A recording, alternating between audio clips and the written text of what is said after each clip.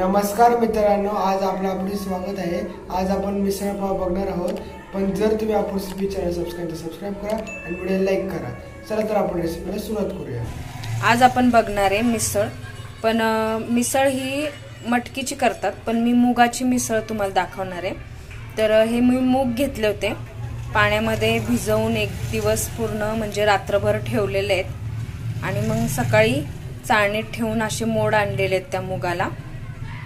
हे बघा, आता हे मूग आहेत ना, आपल्याला थोडंसं तेल टाकून कुकर मध्ये हे आपल्याला शिजवून घ्यायचे आहेत।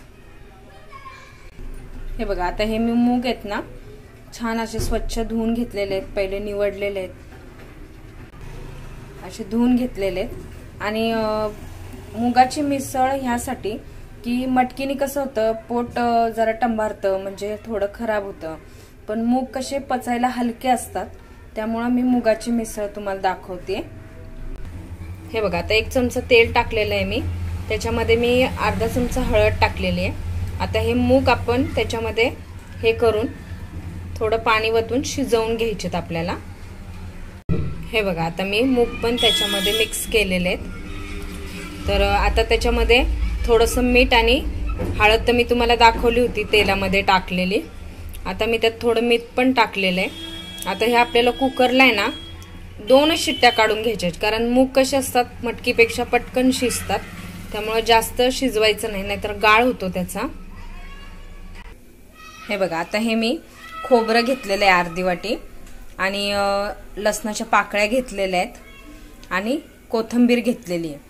आता ह्यात तुम्हाला खडे मसाले मिक्स करायचे असेल तर करा, पण मी माझा घरचा मसाला टाकणार आहे ह्याच्यामध्ये। जर तुमच्याकडे असेल तुम्ही घरीच बनवलेला मसाला, तर आपला घरचा जो बनवलेला असतो तो टाकला तरी चालेल, मग गरम मसाला टाकायची गरज नाही।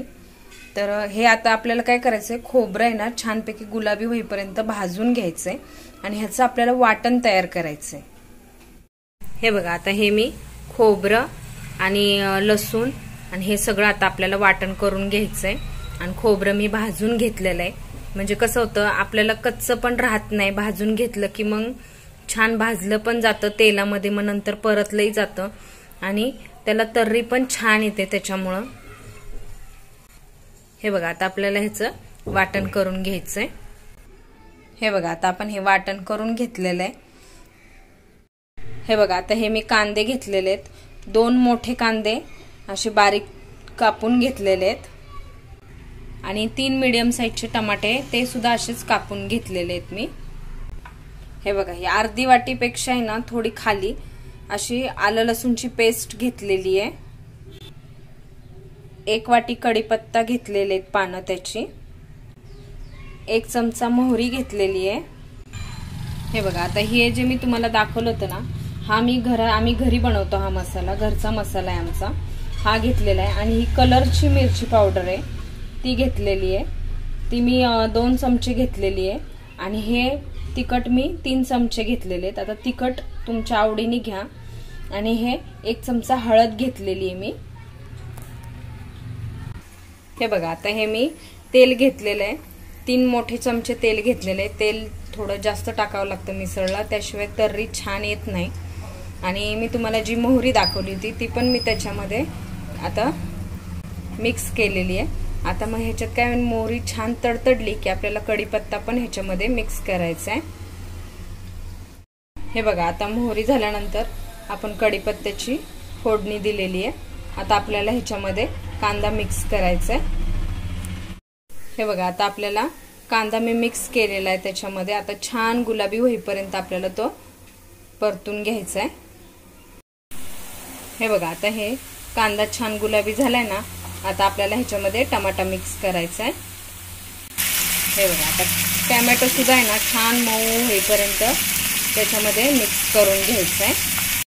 हे बघा, आता हा कांदा टमाटा छान एकजीव झाला ना की त्याच्यामध्ये मी जी तुम्हाला दाखवली होती ना आलं लसूणची पेस्ट, ती पण ह्याच्यात छान अशी मिक्स करून घ्यायची आहे।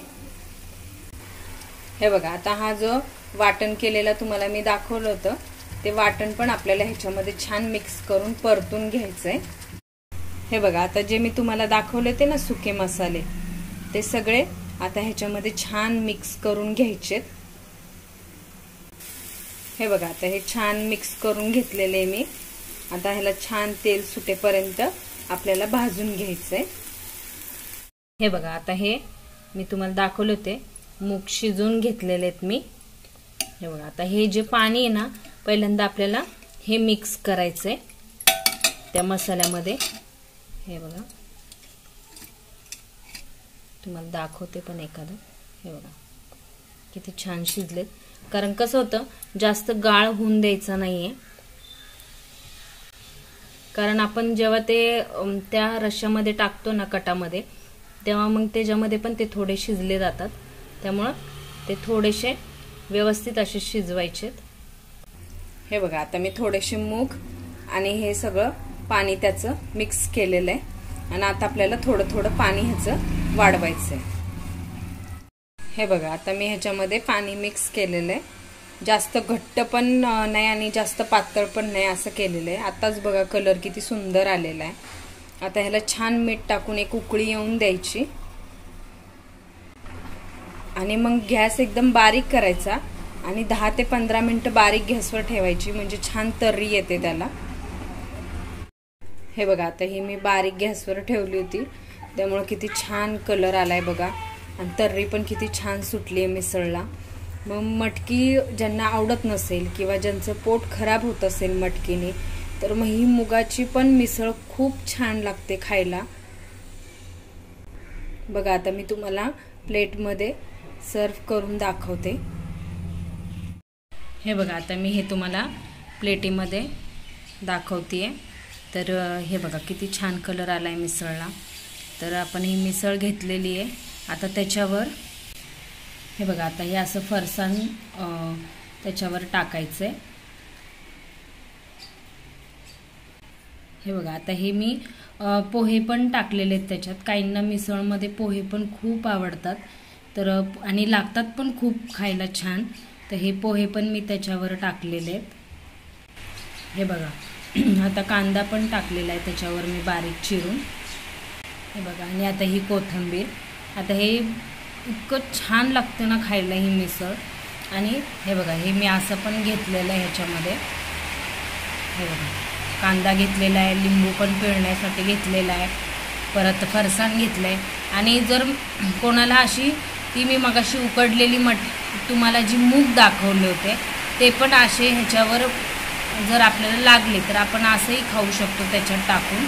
त्यामुळे हे पण खूप छान लागतात. आणि हे पाव बघा किती सुंदर दिसतंय, खायला पण खूप टेस्टी आहे. अशा प्रकारे आपले गरमागरम मिसळ पाव झालेले आहे. जर तो व्हिडिओ आवडला असेल तर आपण चॅनल सबस्क्राईब करा आणि व्हिडिओ लाईक करा. Thanks for watching. धन्यवाद.